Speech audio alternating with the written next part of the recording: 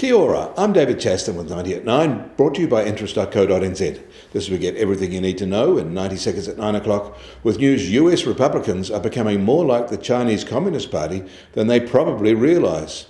But first, there were 209,000 initial jobless claims in the US last week, a small decrease from the prior week, but less of a decrease than seasonal factors would have assumed.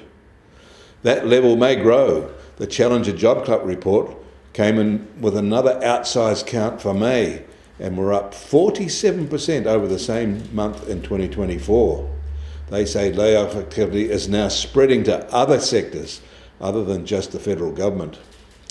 And we should note that US data reliability may become more like Chinese data, heavily influenced by politics.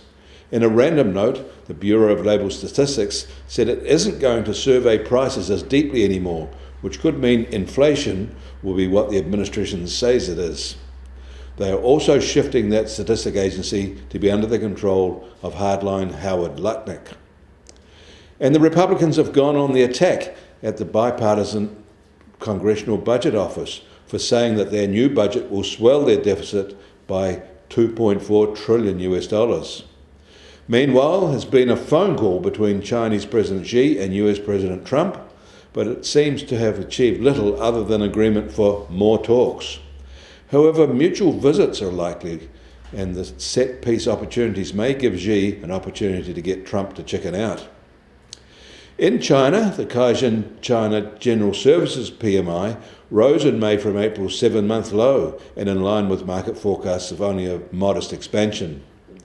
And as expected, the European Central Bank cut its key interest rates by 25 basis points at its overnight meeting to 2.15%.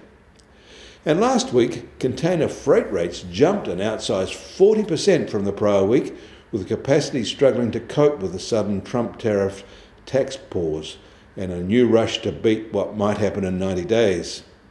It was impossible for shipping lines to adjust capacity for this unexpected shift. The US Treasury 10-year yield is now at 4.39% and up 4 basis points from yesterday.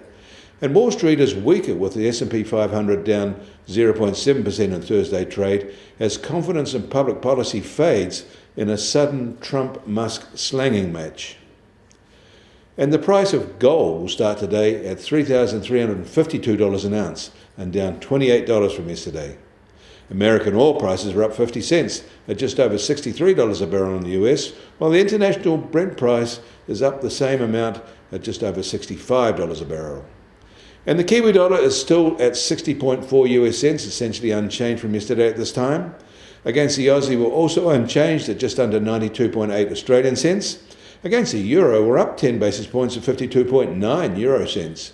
That all means our trade weight index starts today at 68.3 and up 10 basis points from yesterday. You can get more news about the economy in New Zealand from interest.co.nz. Kia ora, I'm David Chaston, and we'll do this again on Monday.